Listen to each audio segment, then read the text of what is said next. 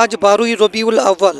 আজকের এই দিনটি উপলক্ষে দেশের বিভিন্ন স্থানে ধর্মীয় ভাব গাম্ভীর্য ও যথাযোগ্য মর্যাদায় নানা কর্মসূচি পালিত হচ্ছে। বিশ্বনবী হজরত মুহাম্মদ সাল্লাল্লাহু আলাইহি সাল্লামের জন্মদিন হিসাবে 12ই রবিউল আউয়াল মুসলিম উম্মাহর কাছে এক অনন্য মর্যাদাপূর্ণ দিন। এই দিনে তার পবিত্র জীবনের স্মরণে আয়োজন করা হয় মিলাদ মাহফিল, কোরআন খানি, দোয়া মোনাজাত, আলোচনা সভা ও বিভিন্ন ধর্মীয় অনুষ্ঠান। মুসল্লিরা বিশ্বনবী সাল্লাল্লাহু আলাইহি সাল্লামের শাফাআতের আশায় তার আদর্শ অনুসরণ করার প্রতিশ্রুতি ব্যক্ত করেছেন। এই মহতী দিনে মুসলমানরা নবীজির সুমহান চরিত্র ও আদর্শ থেকে শিক্ষা নিয়ে নিজের জীবন গঠনের আহ্বান জানিয়েছেন। আল্লাহ তাআলা যেন আমাদের সবাইকে রাসূলুল্লাহ সাল্লাল্লাহু আলাইহি সাল্লামের আদর্শে জীবন গঠনের তৌফিক দান করেন। এই প্রার্থনায় শেষ হয়েছে আজকের দিনের বিশেষ দোয়া মাহফিল। পূর্ব বর্ধমান রায়না গোপীনাথপুর মসজিদ প্রাঙ্গণে 12ই রবিউল আউয়াল উপলক্ষে দোয়ার মজলিস অনুষ্ঠিত হলো এবং বিশ্ব মানব কল্যাণ কামনায় দোয়ার মাধ্যমে অনুষ্ঠানটি শেষ হলো এবং সকলের কাছে একটি আবেদন রাখলো, এই মসজিদের ছাদ অর্থের কারণে ঢালতে না পারার কারণে সকলের কাছে সাহায্য ও সহযোগিতার হাত বাড়িয়ে দেবার আবেদন রাখলেন। কি বললেন চলুন শোনাবো আপনাদের।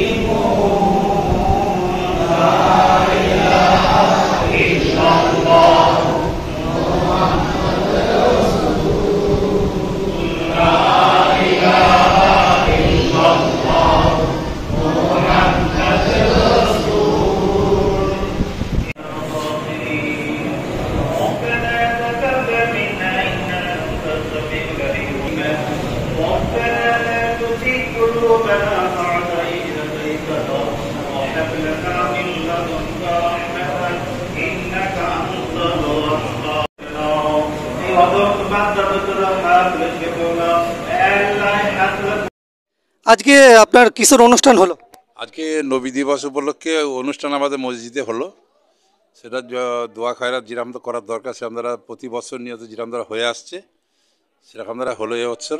এখন পর্যন্ত এই পর্যন্ত তা মসজিদে আমাদের যে অবস্থা, এখন মসজিদটা মানে সংস্কারের প্রয়োজন আছে। মসজিদ পুরো খোলা মেলায় পড়ে রয়েছে, মসজিদ আমাদের হচ্ছে না। আমাদের এখনও ছাদ এখনও হয়নি মসজিদের ছাদ এখনও অনেক বাকি। এখন কি করবে না করবে সেটা আমরা বুঝে উঠতেও পারছি না যে কি অবস্থা মানে মসজিদটা তৈরি হয়ে উঠবে।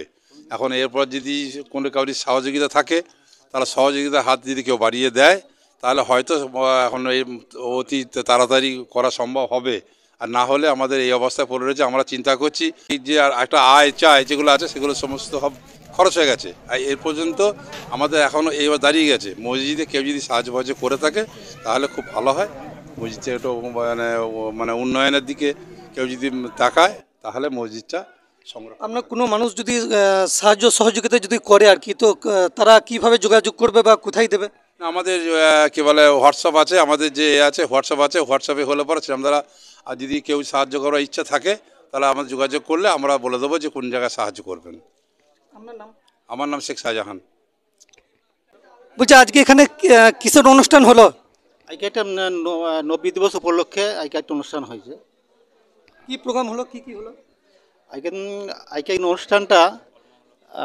অনুষ্ঠানটা হচ্ছে তোমার 12ই রবিউল আউয়াল বিশ্বনবী দিবস উপলক্ষে সকাল থেকে কলমাখত ও দোয়ার মজলিস সকাল থেকে হলো। এটা শুধু আজকে আমাদের আজকে নয়, এটা অনেক দিন থেকে এটা হয়ে আসছে। আজকে 26 বছর এই জায়গায় আমি আছি, বা এরা পূর্বপুরুষ ধরে এই জায়গাটায় এরা এইভাবেই কাজ করতে থাকে।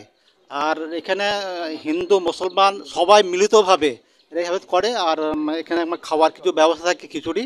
আর হিন্দুরা কিছু খাওয়ার জন্য আসে, তাদের দাওয়াত দেওয়া থাকে। বা এখানে দেখছেন সামনেতে এখানে আছে অনেকগুলো মানুষ এই জায়গায় আছে যারা নবী দিবস উপলক্ষে আমরা এই জায়গায় হাজির হয়েছি।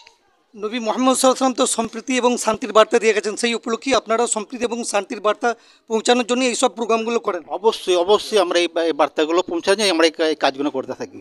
আপনার নাম? আমার নাম শেখ সাদর আলম, আমি এই মসজিদের ইমাম।